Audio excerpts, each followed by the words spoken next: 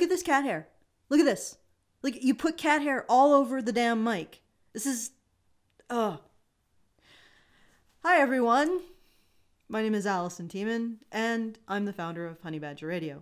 I want to apologize in advance if any of my little furry co-workers managed to video bomb this video. But today's topic is Patreon's recent banning of Sargon of Akkad. And by recent, I mean a month ago, but...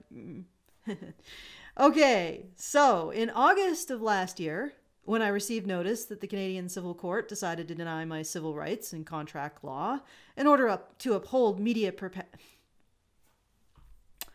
Oh my God, this is a tongue twister. All right, trying again. In August of last year, when I received notice that Canadian Civil Court decided to deny my civil rights and contract law in order to uphold media-perpetuated discrimination against people who believe as I do, I said this, quote, "This ruling will assist any efforts of the authoritarian left or those sympathetic to remove dissenters' ability to participate fully in the financial system of the West. Other examples include Robert Spencer being targeted by MasterCard and/or Patreon, and Milo being targeted by PayPal. I've been warning about financial discrimination against, let's call us the queer think people, for a while now, and now it's hit big time. In early December, Patreon decided to ban Sargon from its platform for insulting white nationalists by calling them, quote, white niggers, end quote.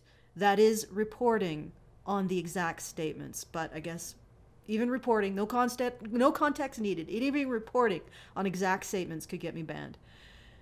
And when the context of this phrase was explained to them, Patreon's trust and safety head, Jacqueline Hart, doubled down and decided to cite the situation at VidCon, in which Patreon had already told Sargon that he had done nothing wrong when he was insulted by Anita from the stage while he was sitting quietly in the audience. She cited that event as Sargon's first warning, even though they said at the time that he had done nothing wrong. So what were they warning him of? Nothing. All hell broke loose. Patreon has most likely lost a good chunk of its revenue from banning Sargon, and most alternative media types tried to jump ship to a smaller centralized crowdfunding subscription service called Subscribestar. Then Subscribestar lost its access to PayPal and its credit card processor Stripe. Oh my, how the hell did you open that fucking door? Jesus Christ. I swear to God, you must have the IQ of a million. I can't believe it. All right. Then Subscribestar lost its access to PayPal and its credit card processor Stripe. And now Gab has lost access to Coinbase.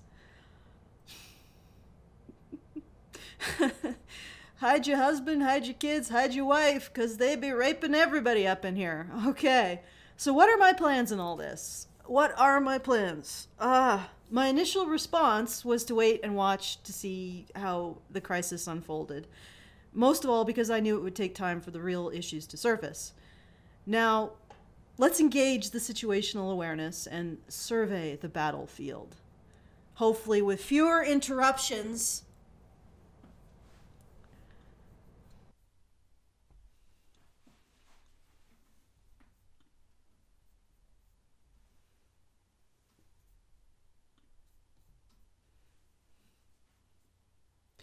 This Vice article in August of 2017 informs us all that there is no rule that prevents a Canadian bank from doing business with white supremacist groups. Now, we all know that a white supremacist is anyone who disagrees with the so-called left's neo-Puritan tactics in fighting their boogeyman, be it removing people's due process rights, freedom of speech, or ability to feed and clothe themselves via access to the financial system.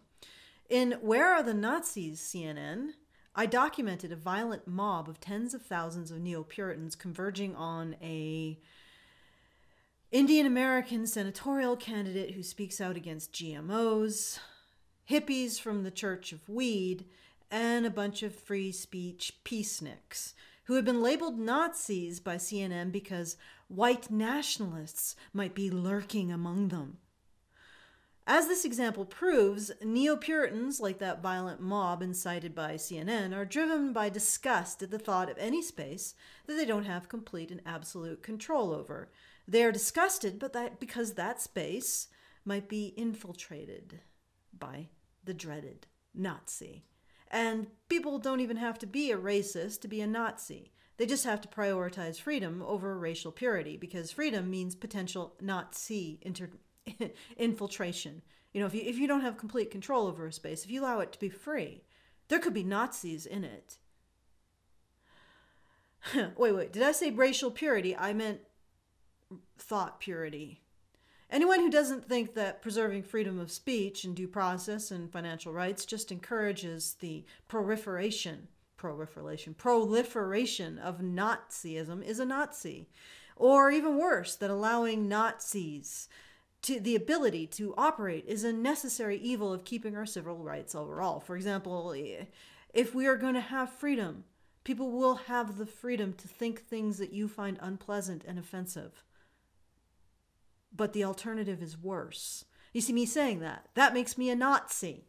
That makes me a racist. That makes me a sexist. And the end goal of this, of course, is not persecuting people who think differently than you. It's, of course, creating a world where free of persecution. Anyone who says that we shouldn't remove people's civil rights in order to fight Nazism is a Nazi. People who don't think as they do are the problem. Get those queer people, those queer think people, get them up against the wall. Because that will defeat the Nazis.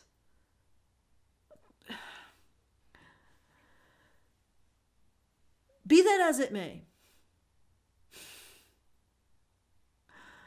there is something revealed in that headline that many Americans may not know about. Let's read it again.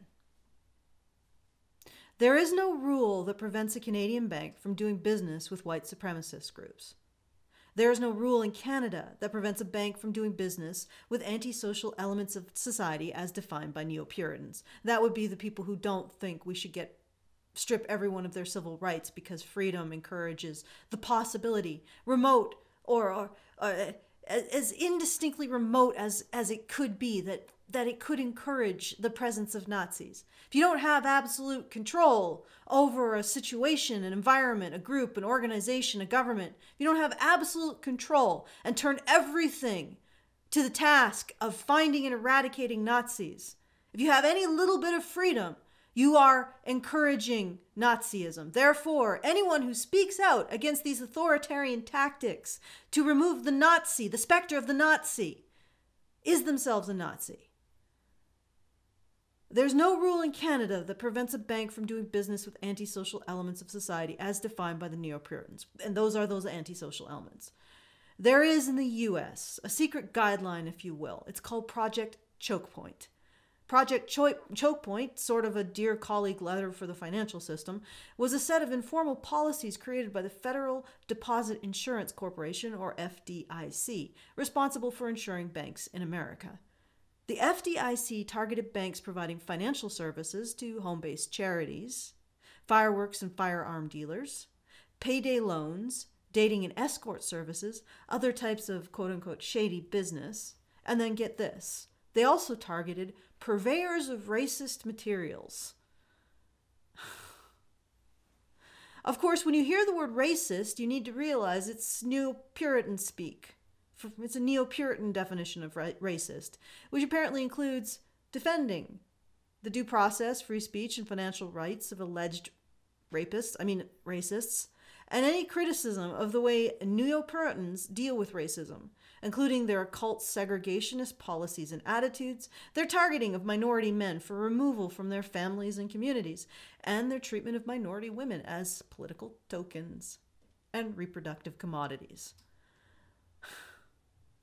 We live in upside down land. The Nazis have essentially taken over the rhetoric that countered their own beliefs. I mean, could you imagine? I mean, all of the consequences of these people's choices on how they deal with race are identical to tribalist programs of genocide, except just a soft genocide. We'll just get rid of the minority men from their families and their communities. We'll encourage environments that basically pipeline them into prisons. But that's just a soft genocide, so that's acceptable. And nobody can criticize it, because if you do, you're a racist. All of the companies targeted by the FDIC's campaign were all business types except for that pesky and wide-reaching racist materials classification. You see, I'm a purveyor of racist materials because I just criticized the Neo-Puritans' approach to race. I'm going to read from the Community Financial Services of America's website. They're the organization that sued federal regulators after their business sector was targeted. This information is from a statement of undisputed material fact submitted to the court in that case.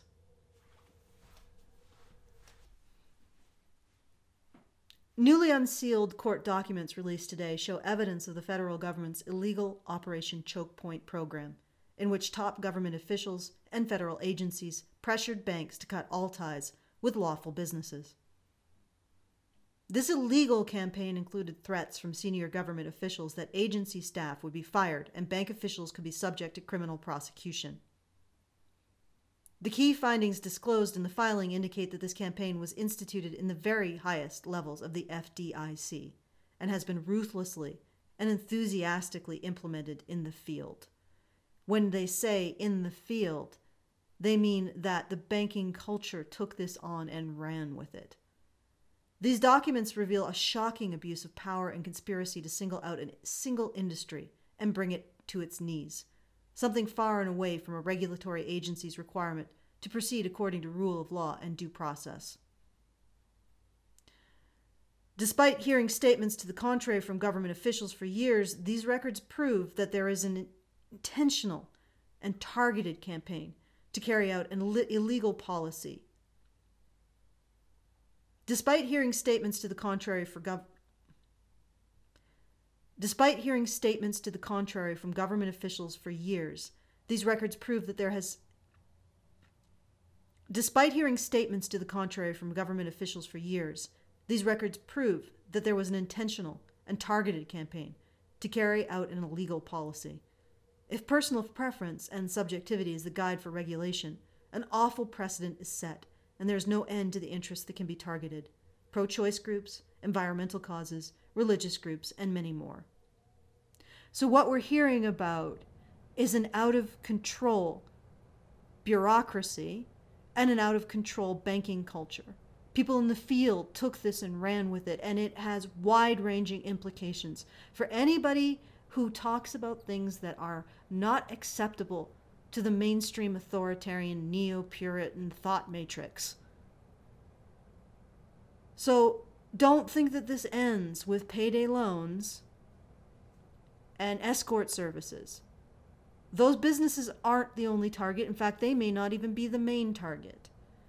Elegy Records, a company that sells metal music, was dropped by PayPal, its credit card processors, and then its bank, citing reputational risk. That's right out of Project Choke Point. Reputational risk. When you start hearing terms like reputational risk, your ears should perk up at this point. According to Robert DeSanford, owner of Elegy Records, when the processors would run a check on me and my business, it comes back as high risk and reputational risk. Some of the red flags come back as promoting hate speech, promoting rape, promoting violence, and promoting hatred. If Rob is accurate, that means racist materials has crept in scope. So what we're dealing with isn't the banks and credit card processors acting independently. They're acting in concert with at least one government department, the FDIC.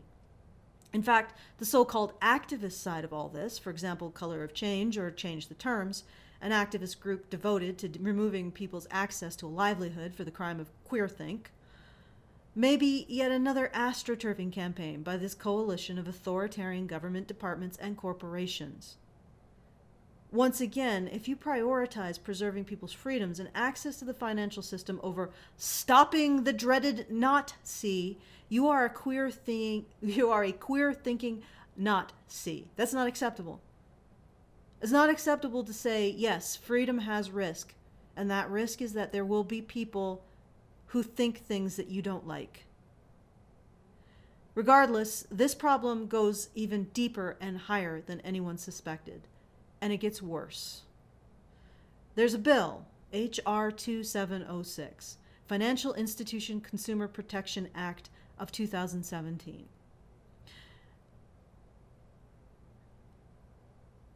This bill was intended to stop the federal regulatory agencies from engaging in these kinds of clandestine projects to control the marketplace and the culture of the banking industry.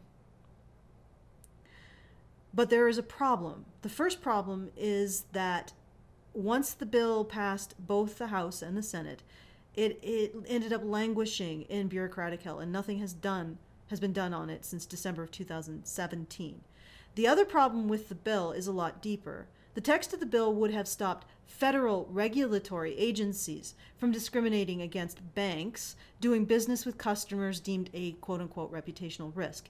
It does nothing to protect those customers from banks practicing that discrimination themselves. And we go back to that agency that's suing the federal government over this, saying that the field itself just ran with it. It does nothing to protect those customers from those banks practicing that discrimination. At least not when you read the text of the actual bill. So the bill itself that was supposed to correct all this won't. It's in the culture now. And here's the sequence of events. And it's eerily similar to what we see when we were looking at Obama's Dear Colleague letter.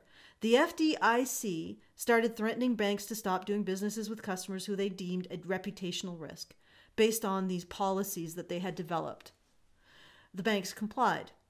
Then people said, hold up, that's illegal. A bill was introduced to stop federal banking agencies from pressuring banks about customers who are deemed a reputational risk by the government. The bill was passed and ended up in bureaucratic limbo. Meanwhile, those financial institutions continue to perpetuate the discrimination against customers with reputational risk, in part because the federal regulatory intervention has changed the banking culture. It's put it on notice. We care about these things. In the future, the next democratic government that gets into power may tighten their restrictions on what they consider reputational risk.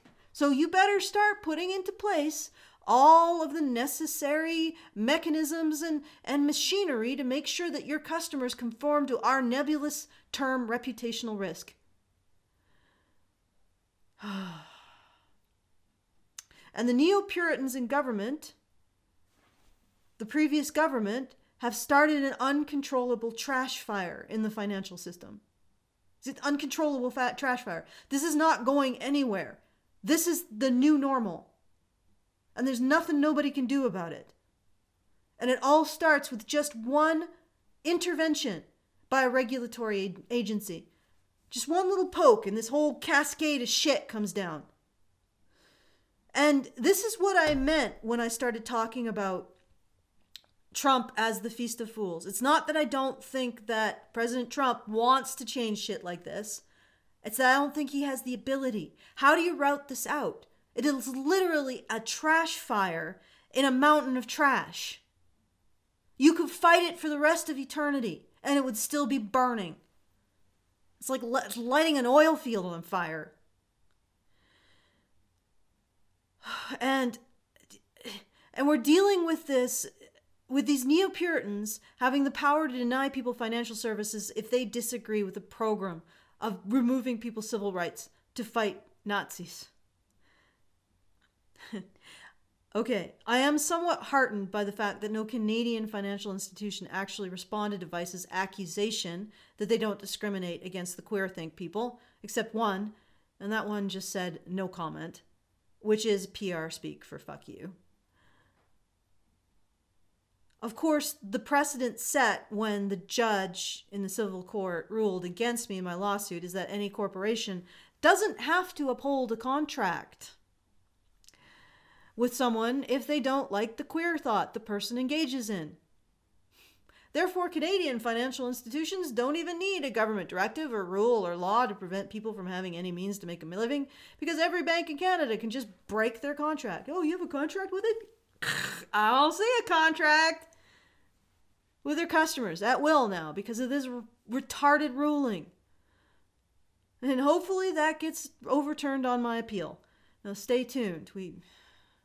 By the way, the defendants have not stopped their game of silly buggers.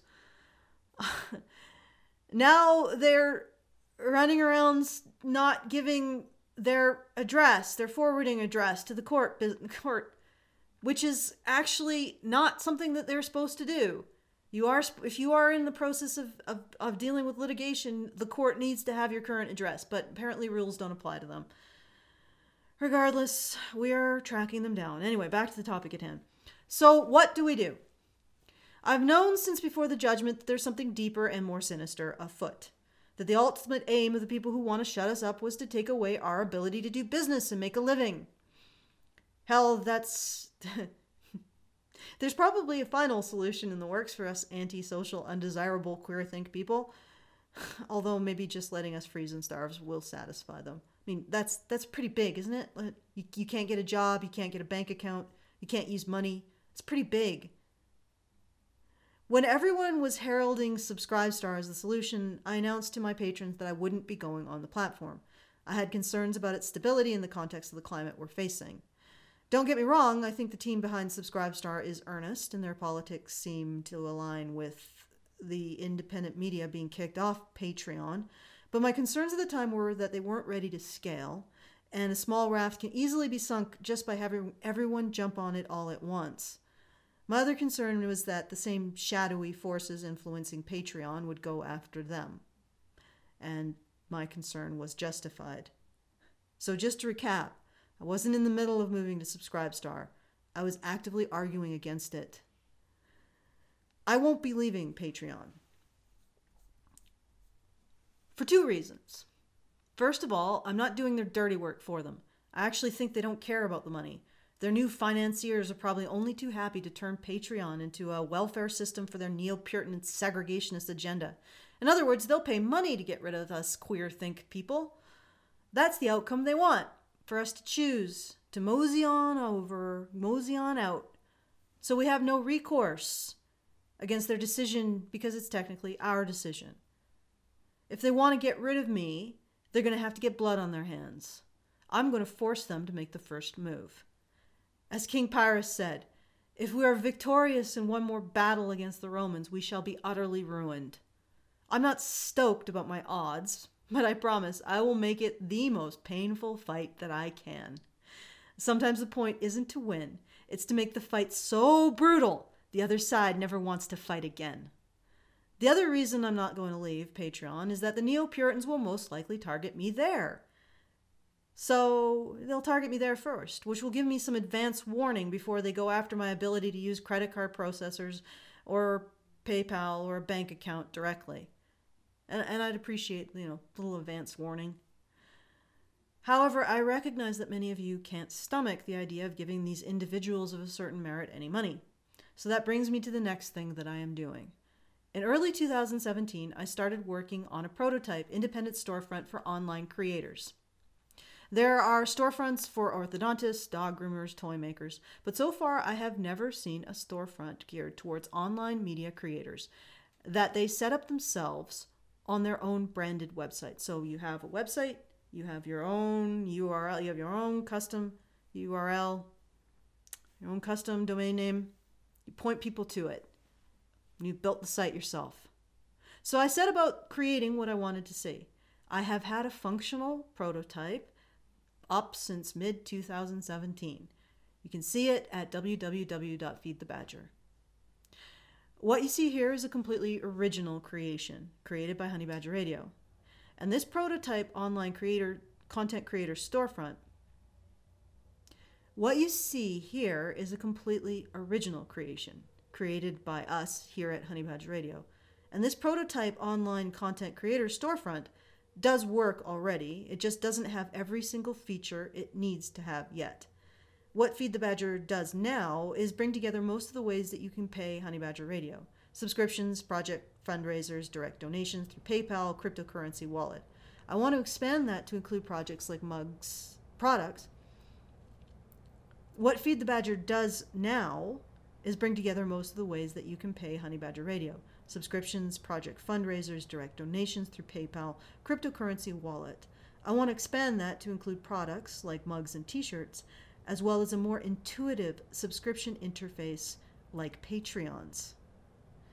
The Feed the Badger prototype was halted because the programmer I was working with was a student and couldn't continue to work on it with his class load. But I now have a new programmer interested in this project and eager to help finish the prototype. Ultimately, if my prototype is successful and creators express a desire to be able to set up their own independent platform, like it, I'll see if I can fund porting it to a plugin and a theme for a WordPress blog. Each creator will have to set up their own financial backbone, so they'll have to put in some elbow grease on the site's back end. I want to replicate the one thing that makes Patreon worth a damn. The ease and simplicity of its subscription service and content delivery, and make it available to everyone at a reasonable cost and sans any political strings. Don't care who uses it, not my call. I'm not involved in collection of money. You don't need to be involved in the collection of money, because that's not the real service that Patreon gives. Real service is making it simple to subscribe to people, making it simple to deliver content. That's what you need to capture. And don't capture it in a central system. Capture it in a way that everybody can set it up for themselves. As far as I'm concerned, the answer to how to determine what speech we should allow on our platform is you don't. You just don't. There are other ways to combat racism besides authoritarianism. There are other ways to combat sexism. And there are other ways to combat every other ism without taking away people's civil rights. This won't be an out-of-the-box solution by any means. You won't be able to sign up for it on a centralized site and just put your shingle out there and expect gunslingers to respect your property. It will take time and effort to harden your financial backbone, and you will have to take those steps as an individual. This independent distributed storefront for creators will give online content creators some space to breathe, because part of the problem now is grouping up on a centralized crowdfunding subscription service, so it's easy to take everyone down at once by yanking that company's one credit card processors, one or two credit card processors. Basically, you're all squatting in one place with a big lever that says pull and get rid of us. So if you want to help me create this prototype and take it to the next stage, please go to feedthebadger.com and consider supporting the project. Oh, this is the fun part. This is one I have to figure out which, yeah, right there. Actually, it might also be right there. It's somewhere in the corners. And so consider supporting the project, because I think this is something that will be very helpful. Even if this hadn't happened, just having a storefront for online content creators is something that I haven't seen. It's a niche that has not been fulfilled. So the first rule in asymmetrical warfare: disperse and harden your positions. Winning may be just a matter of survival. So here are the things we need to do, in my estimation, after having surveyed the terrain of battle. 1. Fight on Patreon. Slow them down there as much as possible. Right now, it's a more difficult task for the shady interests behind all of this to root us out from Patreon's own service. They have to process each request one by one rather than just going to PayPal or Stripe to cut off service to the entire site. They don't want to cut off service to the entire site of Patreon, so they have to take us out one by one. Make them fight like that. Make them fight us one by one. Why do you think they Sparred 300 were in a freaking little pass in Thermopylae? Because only one person could go at them at a time. You can hold a place like that forever. So force them to fight there, where they cannot make a set piece battle and just pull that lever and say kill them all. They can't dump a bomb on a huge target. They have to fight us individually, one by one. Each one of us that they kill, and for each one of us that they get, we need to fight as hard as possible and make the biggest amount of noise and raise the biggest amount of hell as possible with each one of us fighting. So in the interest of not doing their job for them, I'm staying on Patreon. If and when they are forced to oust me, I will fight it tooth and nail with everything that I at my disposal. And I mean everything. And them making the first move will leave all of my potential options for fighting back open. It won't be my choice, it'll be their choice, which means they have the liability for it. I'd advise everyone else to do the same. Make every livelihood they squash, every person they kick, make every queer person they shove against the wall. Make every inch that they advance against freedom of speech. Make it painful. And this is make it legally painful, socially painful. Make it financially painful. Make it cost them dearly. 2, develop individual storefronts that you put your bulk of your support through. Centralized crowdfunding subscription services are perfect set-piece battles for the banking system. There are a whole bunch of high-value targets, all reliant on the same supply line, easy to cut off.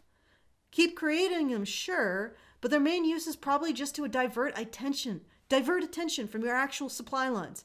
You just set up dummy centralized crowdfunding subscription services. Just set them up all over the place. Let them bomb them so that you keep your main supply lines unaffected. Drive people to your independently branded financial backbone.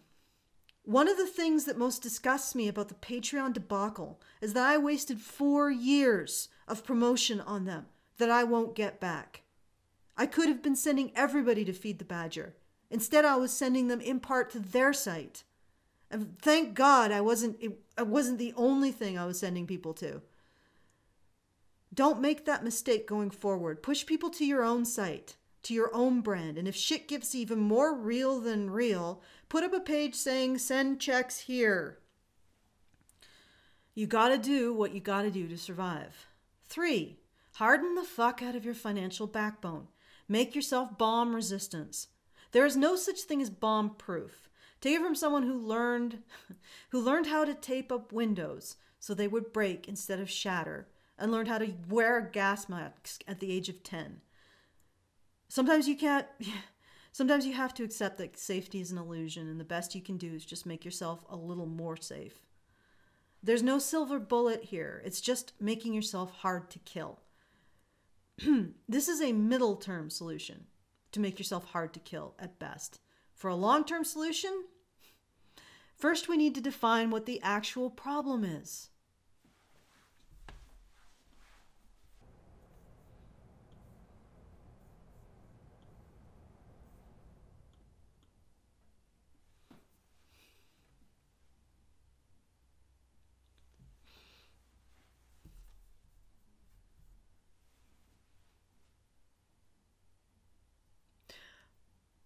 So what is the actual problem?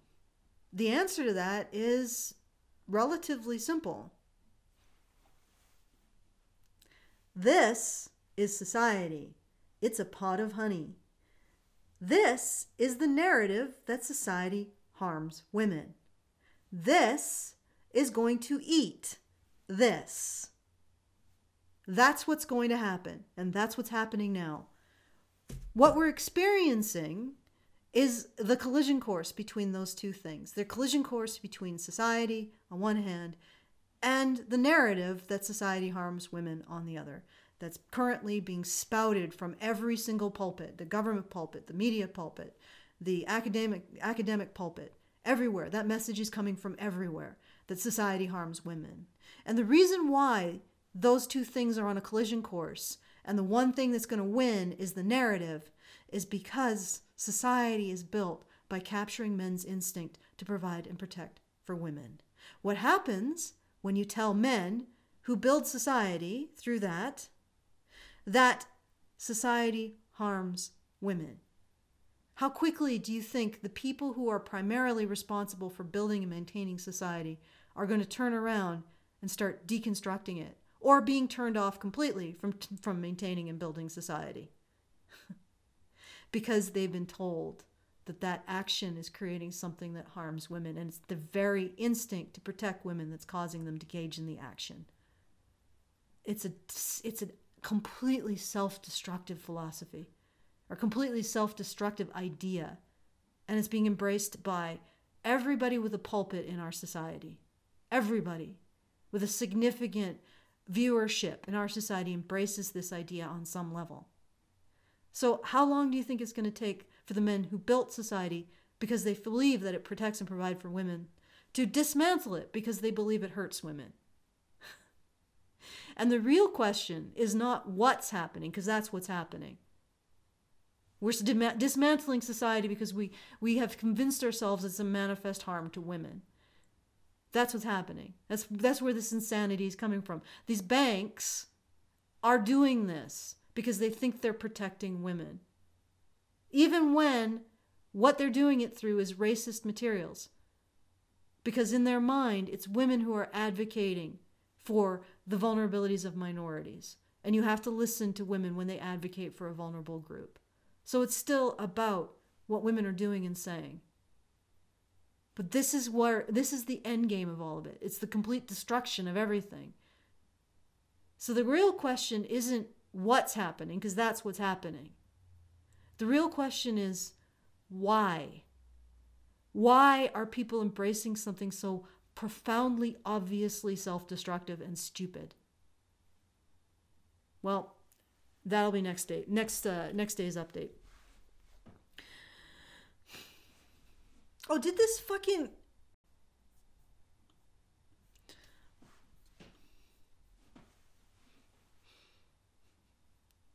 So, what has the effect been on Honey Badger Radio of all of this? Well,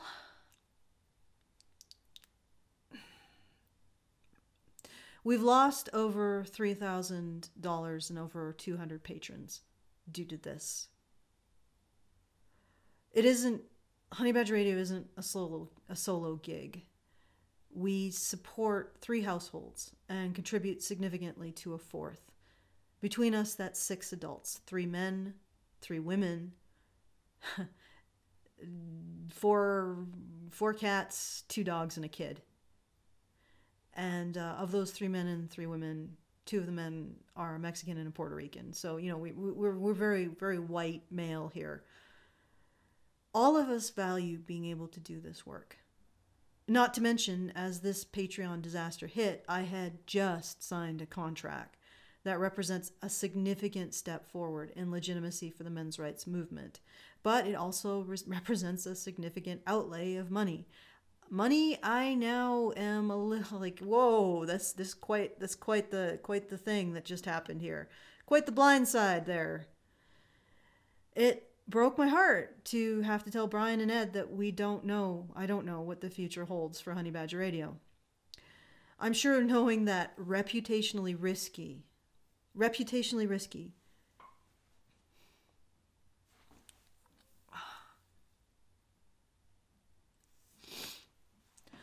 sure knowing that reputationally risky companies like Honey Badger Radio are experiencing these kinds of difficulties and potentially could be destroyed by them is an extra special late Christmas gift for people like Jack Conte and Jacqueline Hart and all those other neo-Puritans who want to bomb the world to kill all the racists. And all racists are everybody who are like, don't bomb the world to kill racists.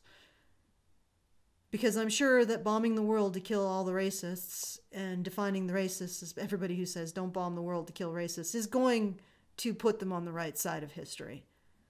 Anyway, I'm asking you to please consider helping us now. This is when you can decide to make a really big difference for the future of Honey Badger Radio, whether we will continue to exist in our current form or continue to exist at all and continue to be able to fight another day.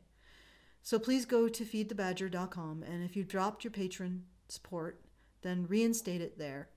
And if you've been thinking of supporting us, now would be an excellent time to start to help us through this. I've put up 2 options at feedthebadger.com. You can support us one time to get us through this madness and support the prototype that I'm trying to build for content creators, a storefront for content creators. Or you can also support us monthly. You can go, no, here-ish, this general direction.